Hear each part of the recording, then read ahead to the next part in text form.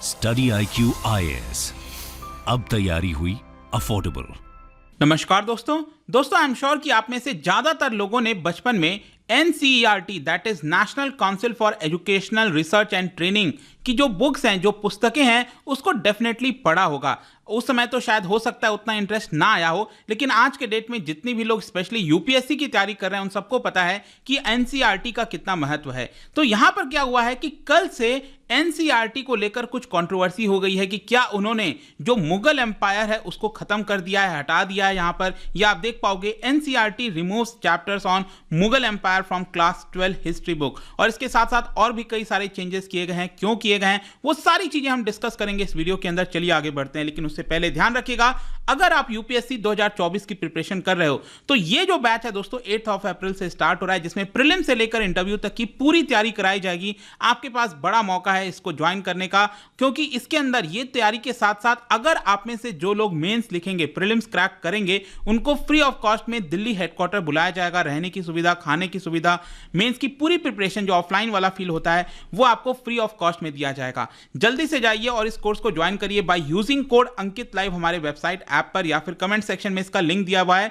वहां पर आपको सबसे कम दाम पर यह कोर्स मिल जाएगा बाय यूजिंग दिस कोड। और इसके साथ साथ मैं आपको बता दूं, आज से ही हमारा जो NCERT का बैच है शाम 7 बजे से ये लाइव बैच भी स्टार्ट हो रहा है। अगेन बहुत ही कम रेट पर, जस्ट 2000 रुपीज में आप इस पूरे बैच को ले सकते हो by using code Ankit live. मतलब कोई भी कोर्स आपको लेना हो, चाहे ऑप्शनल हो, 2025 का बैच हो, EPFO हो गया, जस्ट यूज दिस कोड। और साथ ही साथ अगर आप MCQs अटेम्प्ट करना चाहते हैं तो मेरे इंस्टा पेज पर जा सकते हैं, वहां पर स्टोरीज में जितने भी MCQs हैं उसको आप अटेम्प्ट कर पाएंगे।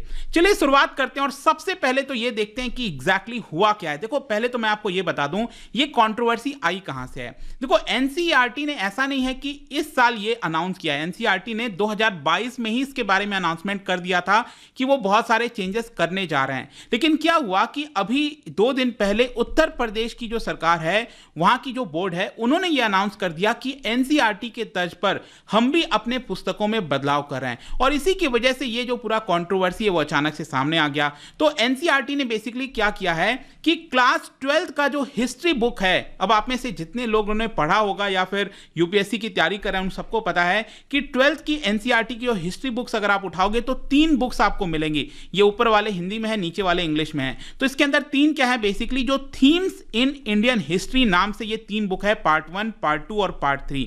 तो यहां पर क्या हुआ है कि पार्ट 2 के अंदर जो मिडिवियल इंडिया है उसके बारे में बताया गया है। जो दिल्ली सल्तनत हो गया, जो मुगल एम्पायर हो गया, उसके बारे में ये पार्ट 2 के अंदर बताया गया है। तो यहां पर क्या है कि मुगल एम्पायर से रिलेटेड जो चीजें हैं उसको रिमूव करने की बात कही जा रही है, और ये रिमूव किया गया NCERT के द्वारा। और ये जो चेंजेस हैं, लेट मी टेल यू, वो NCERT, अब आपको पता है कि ये इसका इस्तेमाल कौन करता है, कौन सा बोर्ड करता है, CBSE करता है, central board for secondary education. लेकिन इसके साथ साथ मैं आपको ये भी बता दूं, देश के बहुत सारे ऐसे राज्य हैं जो स्टेट बोर्ड हैं, वो भी NCERT को फॉलो करते हैं। CBSE वाला जो होता है उसी को ही फॉलो करते हैं। तो वो लोग भी इस चेंजेस को अपना रहे हैं धीरे धीरे करके। लेकिन इसमें जो एक सबसे इंपॉर्टेंट चीज है जो ध्यान रखना है आपको, ऐसा नहीं है कि यहां पर पूरा का पूरा जो मुगल एम्पायर है उसी को खत्म कर दिया गया, वैसा नहीं है। यहां पर मैं आपको बता दूं कि 2 चैप्टर बेसिकली, स्पेशली यहां पर आप देखोगे किंग्स एंड क्रॉनिकल्स, और दूसरा चैप्टर है द मुगल कोर्ट्स, और ये बेसिकली बिलोंग करता है 16th एंड 17th सेंचुरी में।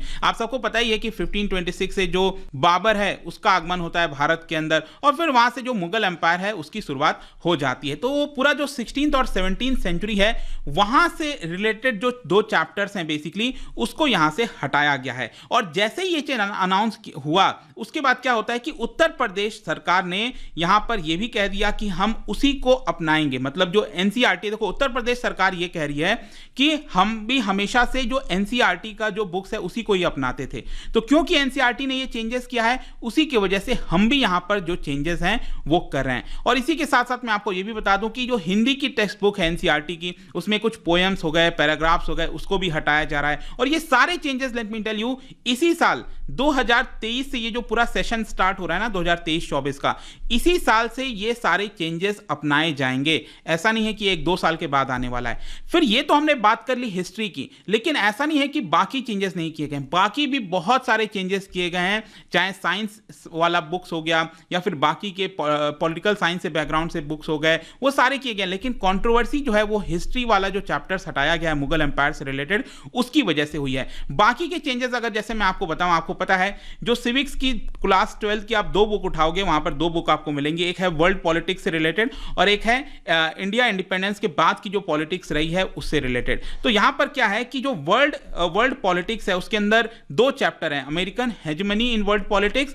और द कोल्ड वॉर एरा, इन दोनों को भी इस बुक से यहां से हटा दिया गया है। और फिर इसके साथ साथ सिविक का ही जो दूसरा वाला बुक है, इसमें से राइज ऑफ पॉपुलर मूवमेंट और era of one party dominance, यहां से भी इसको हटा दिया गया है। तो ये भी चेंजेस किए गए। लेकिन इसके साथ साथ एक और यहां पर कंट्रोवर्सी जो पहले भी हुई थी वो ये है कि 12th के पॉलिटिकल साइंस बुक के अंदर जो गुजरात राइट से रिलेटेड 2002 का जो गुजरात राइट सबको पता है कि फरवरी के एंड और मार्च के शुरुआत में जो हुआ था, उससे रिलेटेड जो चैप्टर है उसको भी हटा दिया गया। उसके अंदर recent development in Indian politics है, उसके अंदर ये लिखा हुआ था, मेंशन किया हुआ था, उसको हटाया गया। और साथ ही साथ मैं आपको ये भी बता दूं, नेशनल ह्यूमन राइट्स कमीशन का जो रिपोर्ट था 2002 के वायलेंस को लेकर, एनएचआरसी का, उसको भी हटाया गया है। और एक आपको किस्सा भी याद होगा कि जब 2002 का राइट्स हुआ था उसके बाद जो प्रधानमंत्री हैं अटल बिहारी वाजपेयी, वो गए हुए थे गुजरात के दौरे पर, और अटल बिहारी वाजपेयी और साथ ही साथ उनके साथ जो नरेंद्र मोदी जी हैं वो भी बैठे हुए थे, उस समय चीफ मिनिस्टर थे।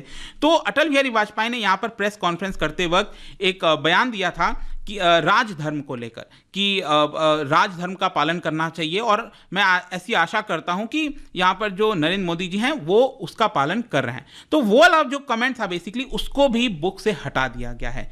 फिर इसके साथ साथ आप ये भी देख सकते हो यहां पर जो क्लास 10th और 11th की टेक्स्ट बुक्स है वहां पर भी चेंजेस किए गए। जैसे 10th के बुक के अंदर जो डेमोक्रेटिक पॉलिटिक्स 2 है, वहां से democracy and diversity, political struggle हो गया, उसमें भी चेंजेस किए गए। क्लास 11th का जो बुक है उसमें थीम्स इन वर्ल्ड हिस्ट्री, वहां से भी कुछ चीजों को हटाया गया है। तो क्वेश्चन आपके मन में यहां पर अब यह आ रहा होगा कि आखिरकार ये चेंजेस क्यों किए गए, ऐसे हटा देना क्या ये सही है?